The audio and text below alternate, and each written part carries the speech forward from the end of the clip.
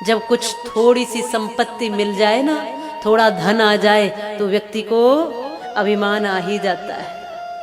अब तो इंसान से इंसान नहीं कहता, लेकिन शास्त्र कहता है कि आगता यदि लक्ष्मी नारिकेल फलाम्बवत, परागता यदि लक्ष्मी गजमुक्त कपित्तवत। इस लक्ष्मी का अभिमान नहीं करना चाहिए। धन का तनिक भी अभिमान न करो, क्योंकि ये कभी किसी का नहीं हुआ। आज आपके पास, कल किसी और के पास। और जब ये लक्ष्मी आती है, आगता यदि लक्ष्मी नारिकेल फलाम्बवत, ये जब धन आता है ना माताओं, तो ऐसे आता है जैसे नारियल के फल में पानी। अगर देखा नहीं होता हाथ से कभी टटोल करके, छू करके, तो आप सोच भी नहीं सकते थे कि नारियल के फल में भी पानी हो सकता है। ऐसी जटाजूट गहरी सी पत्थर की सी दीवार, कहीं से कोई जगह नहीं, उसके भीतर भी पानी। जब परमात्मा देता है तो ऐसे ही देता है, नारिकेल फलाम्बवत। नारियल के फल में जैसे पानी भर देता है ना, वैसे ही दरवाजे बंद कर लो, लेकिन जब लक्ष्मी आती है तो कहीं से भी आ जाती है। कहते हैं ना कि परमात्मा देता है तो छप्पर फाड़ के देता है, और अब छप्पर नहीं है तो छत फाड़ के भी दे देता है। वो देता है तो कहीं से भी दे देता है, लेकिन जब वो लेता है तो भी कितने भी दरवाजे बंद कर लो, लक्ष्मी पलायन हो जाती है। गजमुक्त कपित्तवत। हाथी कैथ के फल को खाता है। कैथ का एक फल होता है जंगल में, हॉकी की जो गेंद होती है उसके जैसा। तो उस फल को हाथी सीधा निगल जाता है, बिना तोड़े, बिना चटकाए, ऐसे ही निगल जाता है। और जब वो उसकी लींद में निकलता है वो फल, तो बिना टूटे ही निकलता है, साबुत का साबुत निकल जाता है। पर आश्चर्य की बात ये होती है कि जब तोड़कर आप देखोगे तो उसके भीतर का गूदा जो होता है वो हाथी के पेट में ही समाप्त हो जाता है। फल टूटा भी नहीं है, चटका भी नहीं है, कुछ नहीं हुआ, लेकिन भीतर का गूदा अपने आप समाप्त हो गया है। वैसे ही लक्ष्मी के लिए घर, मकान, बिल्डिंगें, दीवारें बनी खड़ी रह जाती है, दरवाजे बंद रह जाते हैं, लेकिन लक्ष्मी न जाने कहां से निकलकर चली जाती है, कोई पता भी नहीं चलता। दिल्ली के बादशाहों की संतानें ठेले हाँकने पे मजबूर है आज। इसलिए इस धन का, लक्ष्मी का कभी अभिमान मत करो। बल आ जाए तो बल का भी अभिमान हो जाता है, मैं बहुत बलवान हूं। जवानी में आ जाता है थोड़ा सा अहंकार, पर कभी बल का अहंकार हो तो कभी हरिओद प्रसाद उपाध्याय की कुछ कविता की पंक्तियां हैं। उन्होंने कहा कि मैं घमंडों में भरा ऐंठा हुआ। कवि ने कहा है कि मैं एक दिन बड़ा अहंकार में खड़ा था, मैं घमंडों में भरा ऐंठा हुआ, और एक दिन जो था मुडेरे पर खड़ा। आ अचानक दूर से उड़ता हुआ, एक तिनका आंख में मेरी पड़ा। मैं झिझक उठा हुआ, बेचैन भी, लाल होकर आंख भी दुखने लगी, और मूठ देने लोग कपड़ों की लगे, ऐंठ बेचारी दबे पांव भगी। तब अक्ल ने मेरी यूं मुझे ताने दिए, ऐंठता तू किस लिए इतना रहा, अरे एक तिनका है बहुत तेरे लिए, एक तिनका है बहुत तेरे लिए। एक तिनके की वजह से हम व्याकुल हो जाते हैं। आंख में एक तिनका पड़ जाए हम व्याकुल हो गए, एक दिन बुखार आ जाए हम घबरा गए, एक दिन में हमारा बल कहां चला जाता है पता ही नहीं है। ऐसे क्षणिक बल पर हम अभिमान करके बैठे हैं। शास्त्र समझाते हैं मत करो, जरूरी नहीं है।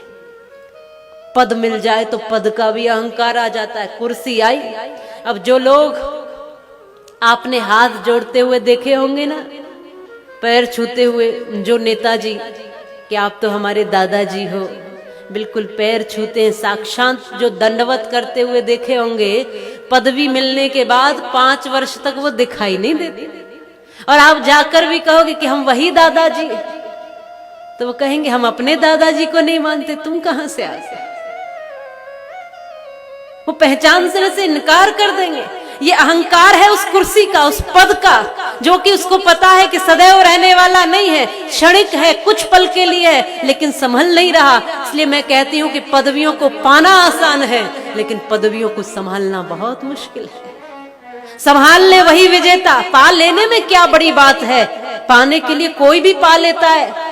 छल से, दंड, शाम, भेद, अनेकों नीतियों से, कूटनीतियों से, चालाकियों से कोई भी पा सकता है पद को, लेकिन पद को संभालने वाला ही विजेता होता है। उस पदवी पर आकर भी जो सरल बना रहे वही उस पदवी का अधिकारी होता है। निश्चित रूप से वो नेता नहीं है जो केवल अपने बारे में सोचे। कहते ना, राजा वही है जो सबके लिए सोचे, जो सबके दुख में सम्मिलित हो, जो सबकी जो सुख है उसमें आनंद मनाए, जो सबकी पीड़ा में सम्मिलित हो जाए, वो है राजा, वो है नेता। अब नेताजी तो आपके क्षेत्र में भी होंगे ना, वो तो हर जगह। और सच कहूं तो आज तो घर घर नेता है, व्यक्ति व्यक्ति नेता है, हर कोई मुखिया है, हर कोई नेता है, जिसको देखो वही।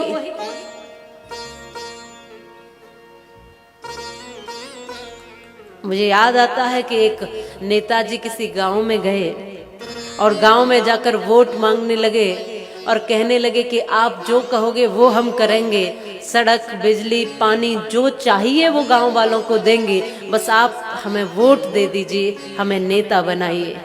सबने कहा कि हमारे पास पानी, बिजली, सड़क जैसी है वैसी ठीक है, लेकिन हमारे यहाँ एक शमशान भूमि छोटी पड़ रही है, नेताजी आप तो बस उसको बड़ा करवा दीजिए।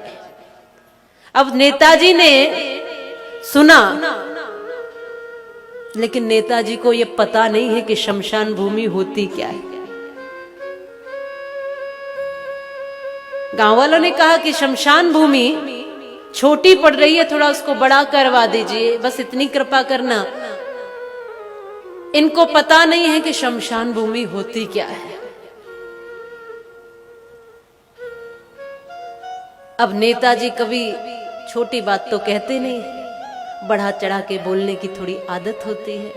और दूसरी बात, काम करे या न करे, लेकिन मना किसी के लिए नहीं करेंगे।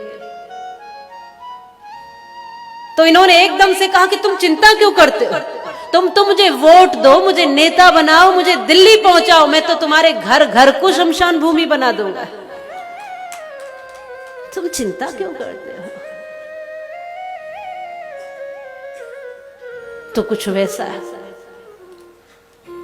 हंसाएगा क्या औरों को पुष्प जो स्वयं खिलता नहीं, जलाएगा क्या औरों को दीप जो स्वयं जलता नहीं। वो दुनिया को संभालेंगे कैसे जिनसे अपना ही दामन संभलता नहीं। अपने आप को संभालने की प्रक्रिया है। कभी कभी ज्ञान का भी अहंकार हो जाता है, और ज्ञान का अहंकार तो एक ऐसा अहंकार है जो मूर्ख को भी हो जाता है। हाँ, और ये सबसे खतरनाक होता है, पता भी नहीं चलता और कहां से आ जाता है। इसलिए कहा, ज्ञान, बल, धन, संपत्ति, सत्ता, इन सब का अहंकार करना व्यर्थ है, क्योंकि आज है और कल नहीं है। ये सब कुछ अस्थिर है, स्थिर कुछ भी नहीं है। हे दक्ष प्रजापति, तुम किस पर अहंकार करते हो। प्रभु का नूर जो देखे वही इंसान होता है, और जो भरता पेट है केवल वो तो हैवान होता है, और जानता है एक दिन मौत मुंह के बल गिराएगी। न जाने फिर भी क्यों इंसान को अभिमान होता है। किस बात पर अकड़ कर बैठे हैं हम, किस बात का अहंकार है। कोई एक वस्तु ऐसी बताओ जिस पर आप अहंकार कर सकते हो। कोई एक बात ऐसी बताओ जो घमंड करने के लायक हो। कुछ ऐसा है आपके पास जिस पर आप अकड़ कर बैठे हो। कुछ भी ऐसा नहीं है। कुछ भी घमंड करने योग्य नहीं है, कुछ भी अकड़ने योग्य नहीं है।